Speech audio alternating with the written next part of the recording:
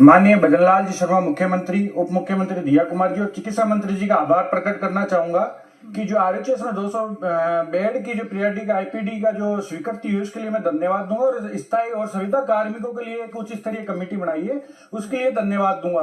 दूसरी जो हमारी लगातार कई सालों से प्रमुख मांग थी, चाहे वो बीजेपी की बात करें चाहे कांग्रेस सरकार की बात करें, दोनों सरकारों में हमारी सबसे प्रमुखता मांग थी कि जो बीजेपी सरकार ने 1965 नियम के तहत जो संविदा पे नर्सिंग कैडर की बात करें, चाहे पैरामेडिकल की बात करें, चाहे फार्मासिस्ट कैडर की बात करें, वो भर्तियां तमाम मेरिट और बोनस से होती आई है। और इस बार हमने 150 से ज्यादा विधायकों से लिखवा के सरकार तक उस मांग को पहुंचाए। उस मांग को हमें कहीं ना कहीं निराशा देखने का मौका मिला है, सरकार ने उस मांग पर कहीं संज्ञान नहीं लिया है। दूसरी हमारी नर्सिंग जो निर्देशालय की मांग लंबे समय से आ रही है, सबसे बड़ा कैडर है नर्सिंग कैडर चिकित्सा विभाग का, लेकिन हमें नर्सिंग निर्देशालय की किसी प्रकार से स्वीकृति नहीं दी जा रही।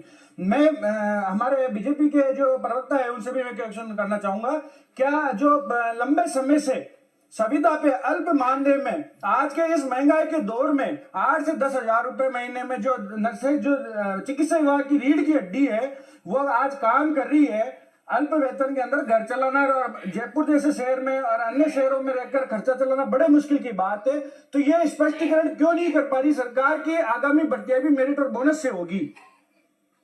ठीक है, इसी पर रिएक्शन शंकर जी आप क्या जवाब देना चाहेंगे इनके सवाल का?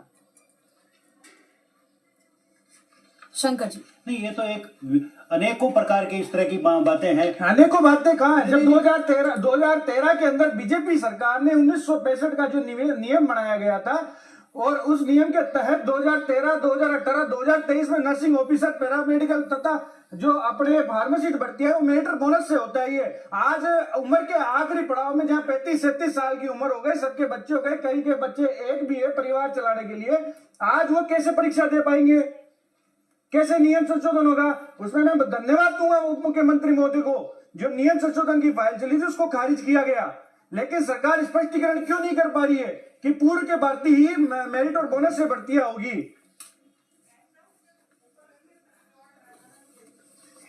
शंकर जी क्या कहेंगे? यहाँ तो साथ के जो गेस्ट हैं वो ही सेटिस्फाइड नहीं, आपको तो पूरी जनता को सेटिस्फाई करना है इस बजट से। आप नहीं, बिल्कुल ठीक है आपका कहना, लेकिन आप जो बात कर रहे हैं, राजस्थान सरकार के 60 डिपार्टमेंट है, उनके एक टेक्निकल बातों का मैं विशेषज्ञ नहीं हूँ। मैं तो एक जनरल बजट के ऊपर अपन बात कर सकते हैं। बजट के ऊपर बात सवाल का जवाब तो दे दीजिए शंकर जी। सवाल वाजिब सवाल पूछा, आप इनके सवाल का जवाब क्यों नहीं दे पा रहे हैं? हम प्रदेश के नर्सेज पैरामेडिकल आज बजट में ये देख रहे थे, कहीं ना कहीं हमें हमारा भविष्य सुरक्षित किया जाएगा, हमें स्थायीकरण किया जाएगा।